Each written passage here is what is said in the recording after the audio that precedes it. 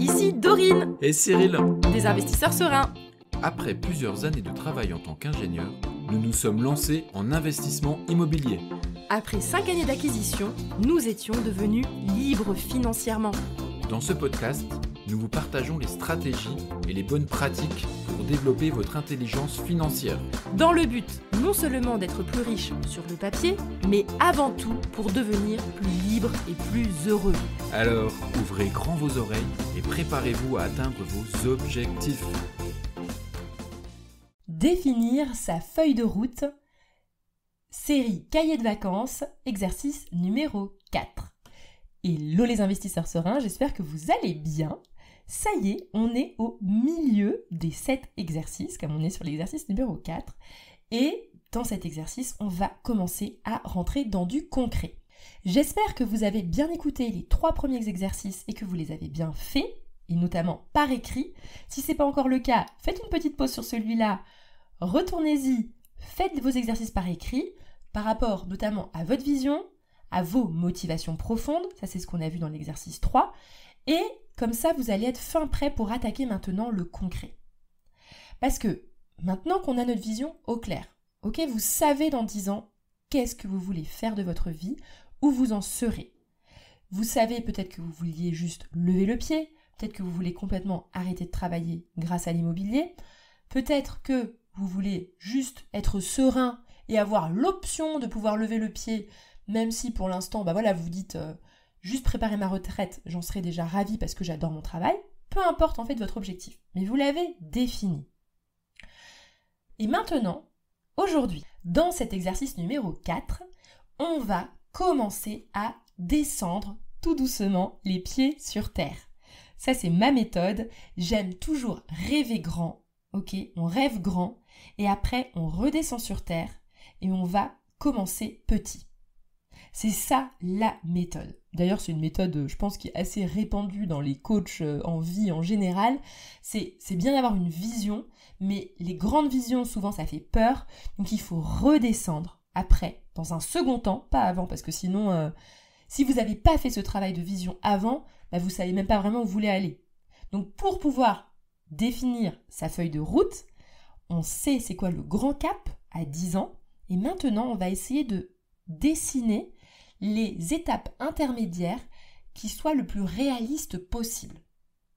Parce que comme je vous l'ai déjà dit dans l'épisode numéro 2, il me semble, de cette série d'exercices, c'est que souvent les gens, ils surestiment toujours ce qu'ils sont capables de faire en un an. Parce qu'on se dit, ça y est, en un an, je vais perdre 10 kilos, me mettre à courir un marathon, et puis je vais devenir riche. Alors qu'ils sous-estiment ce qu'ils sont capables de faire en l'espace de 10 ans. Parce qu'en réalité, en 10 ans, on est capable de faire beaucoup de choses. Mais il faut être réaliste sur les objectifs à 1 an.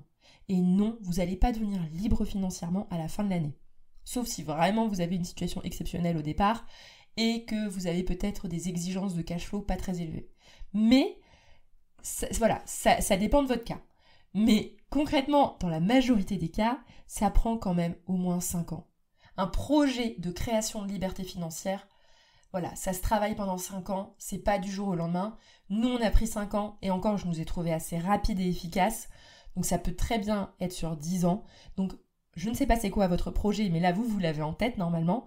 Et c'est là maintenant qu'on va voir ensemble comment est-ce qu'on détaille le chemin pour atteindre votre objectif. Alors, nous, comment on fait ? Avec Cyril, on aime bien découper. Donc, on a votre objectif à 10 ans. Sur cet objectif à 10 ans, il faut absolument avoir mis un chiffre dessus. C'est-à-dire que l'objectif que vous avez fixé, que ce soit la liberté financière, que ce soit de lever le pied, de passer en 3/5, ou peut-être tout simplement d'avoir des compléments de revenus, je veux qu'à votre objectif à 10 ans, il y ait un chiffre. Combien d'euros est-ce que vous avez en tête ? Est-ce que c'est 1 000 euros, 3 000 euros, 5 000 euros, 10 000 euros ? Peu importe, il faut que vous ayez écrit ce chiffre. C'est hyper important. Posez-vous la question, quel est le niveau de vie que vous voulez avoir ? Alors forcément, il va y avoir l'inflation, etc. Mais faites un chiffre approximatif de combien vous voulez avoir en revenus complémentaires dans 10 ans pour que ce soit le plus concret possible. Donc maintenant que vous avez ce chiffre concret, on va découper tout ça à 5 ans, puis à 1 an. Par exemple, si votre objectif de cash flow, il est de 10 000 euros, Alors c'est beaucoup, je sais. Il faudrait que à 5 ans, il soit d'environ, allez, je dirais 3 000 ou 4 000. Parce que si jamais vous atteignez pas ce 3 000 ou 4 000 à 5 ans, ben ça va être difficile d'atteindre le 10 000. Pourquoi est-ce que je mets pas 5 000 ? Parce que en réalité, vous allez grandir et vous améliorer. Donc franchement, si vous êtes déjà à 3 000 ou 4 000 euros de cash flow à 5 ans, ce sera beaucoup plus facile pour vous en tout cas de voir comment réussir à l'augmenter de 6 000 à 7 000 euros. Parce que vous l'aurez déjà fait une fois, donc vous serez d'autant plus efficace. Donc c'est pour ça que vous n'avez pas besoin de couper l'objectif en 2 à 5 ans. Ça peut très bien être de se dire, bah voilà, si 10 000 euros c'était votre objectif à 10 ans, bah à 5 ans, on va dire que un objectif correct, ce serait de se dire 3 000 euros. Moi, je trouve que c'est bien, parce que vous allez voir à quel point vous allez progresser et vous améliorer, et vous serez de plus en plus efficace au fur et à mesure des années. Donc si à 5 ans, vous avez un objectif à 3 000 euros, c'est déjà très bien. Et ensuite, pour l'objectif à 1 an, on va raisonner différemment. Parce que, souvent, quand on se lance en immobilier, on a une capacité d'endettement au maximum. Du moins, je l'espère, sauf si vous êtes ultra endetté par votre résidence principale. Ça, en effet, ça peut être un peu, on va dire, embêtant. Si jamais vous avez plutôt une bonne capacité d'endettement, moi, je vous recommande de faire une belle, grosse opération au démarrage. Donc, typiquement, si jamais vous avez cet objectif de 10 000 euros de cash flow à 10 ans et donc 3 000 à 5 ans, moi, perso, je partirai direct sur au moins 1 000, 1 500 euros de cash flow sur la première opération. Il y a 2 cas de figure. Soit vous avez vraiment une belle capacité d'endettement et vous pouvez vous permettre, par exemple, d'attaquer un bel immeuble de rapport. Si jamais vous visez, par exemple, allez, on va dire 1 500, franchement, là, vous allez devoir taper dans du 800 000 d'immeubles de rapport en longue durée. Ça, c'est du gros immeuble, hein. Après, si jamais vous êtes en mode plutôt petit budget, à ce moment-là, vous inquiétez pas, il y a les alternatives. L'alternative, elle est très simple, hein. Elle s'appelle location courte durée. Donc pour les plus petits budgets, à ce moment-là, vous pouvez peut-être viser 800 euros de cash flow sur cette première opération. Mais par contre, vous allez viser un bien à, on va dire, 200 000. Et comme ça, vous pouvez potentiellement réussir à une belle location courte durée avec 800 euros de cash flow sur votre première opération. En fait, c'est ça. C'est que moi, ce que j'ai envie que vous essayiez de comprendre là maintenant que vous avez votre vision en grand, c'est de découper ce fameux objectif de cash flow à 10 ans pour réussir tout doucement à comprendre concrètement quels sont les critères que vont devoir répondre ce premier investissement que vous allez faire. Parce que je vais pas y aller par 4 chemins. Si jamais vous vous plantez sur votre premier investissement, que vous faites un cash flow pourri, imaginez vous faites un truc genre cash flow négatif, un Pinel endetté au max. Et je veux dire, mais votre objectif, vous pouvez l'oublier. Sauf si vous revendez tout, etc. Enfin bref, c'est une galère. Donc c'est super important en fait d'avoir cette vision pour vérifier que votre premier investissement va être cohérent en termes de cash flow par rapport à l'objectif. Essayez de faire ça. Je sais que c'est pas facile là parce que j'ai du mal en fait à faire une règle qui marche pour tout le monde. Là voilà, j'ai fait un peu des exemples pour des gros revenus potentiellement, mais pas forcément, hein. Moi je considère que même un petit revenu peut viser 10 000 euros de cash flow en l'espace de 10 ans. Il suffit de faire une ou 2 locations courte durée par an, c'est largement faisable pendant 10 ans avec 500 euros de cash flow pour chaque opération, et donc ça fait 20 opérations en 10 ans, et dans 10 ans vous avez 20 biens gérés en location courte durée et c'est réglé. Donc ça peut paraître impressionnant, mais en fait, c'est possible. Donc, moi, j'ai vraiment envie que vous vous mettiez en tête. Maintenant, je vais voir en fonction de ma situation, quel est l'objectif le plus raisonnable.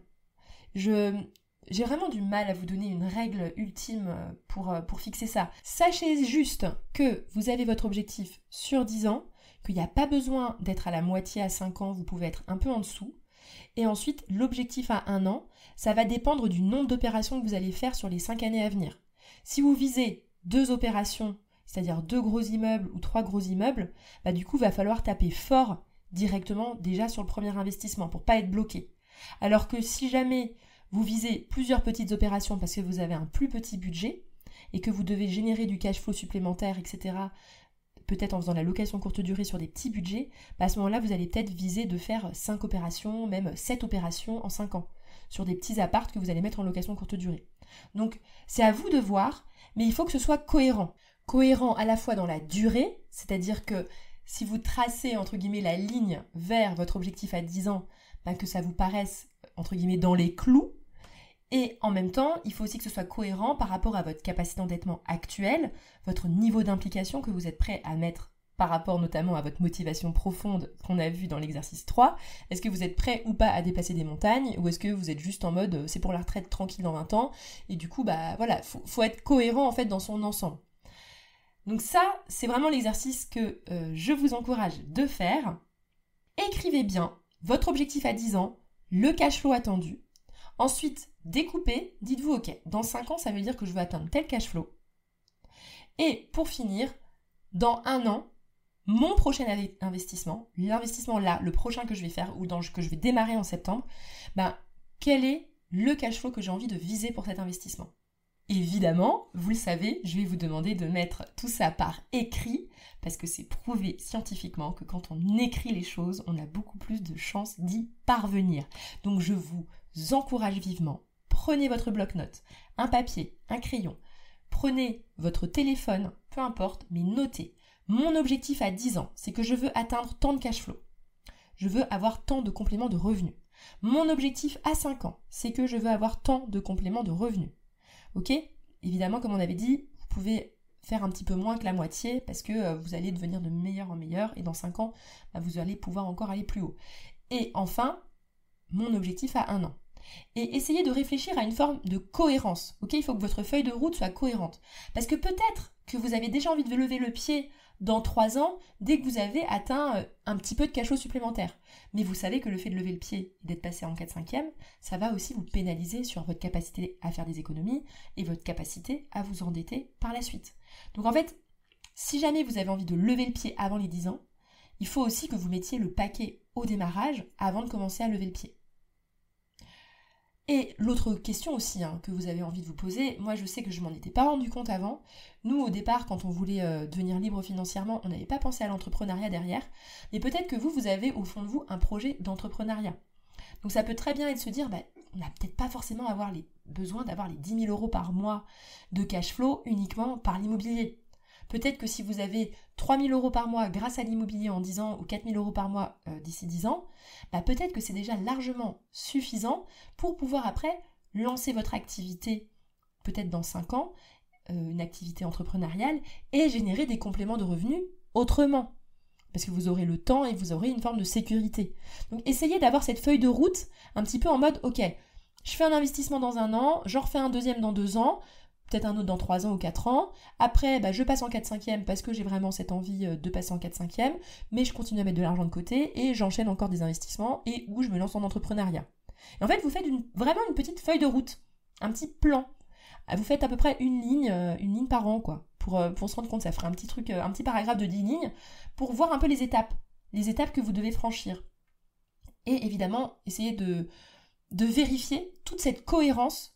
Ok, qu'il n'y a pas un moment donné où vous ne pouvez plus vous emprunter parce que vous avez quitté votre travail, etc. Et vous n'avez pas des masses de cash flow. Là, du coup, il faut être cohérent qu'on peut difficilement se relancer en immobilier. Donc, à partir du moment où vous quittez votre travail ou que vous levez le pied, le financement devient de plus en plus compliqué.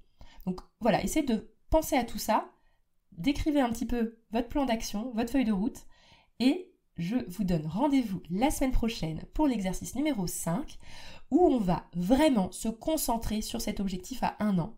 Parce qu'en fait, finalement, tout ce travail de vision et de réflexion, etc., de motivation qu'on a fait sur les premiers exercices, c'est bien. C'est juste pour vérifier finalement que l'objectif à 1 an va s'inscrire vers cette direction. Parce qu'il y a trop de personnes qui pensent pas plus loin que 1 an, et du coup, ils pensent pas au fait que y a certaines choses qui vont les bloquer pour la suite. Donc, c'est juste pour avoir vérifié cette cohérence, et maintenant que vous avez trouvé ce fameux premier objectif à 1 an qui est cohérent, qu'on va pouvoir l'attaquer en profondeur pour que en septembre, vous soyez au taquet pour réussir ce premier objectif qui va être finalement la première pierre vers votre liberté financière dans 10 ans. En tout cas, si c'est votre objectif. Voilà. Je vous souhaite à tous une excellente journée et à bientôt. Ciao, ciao!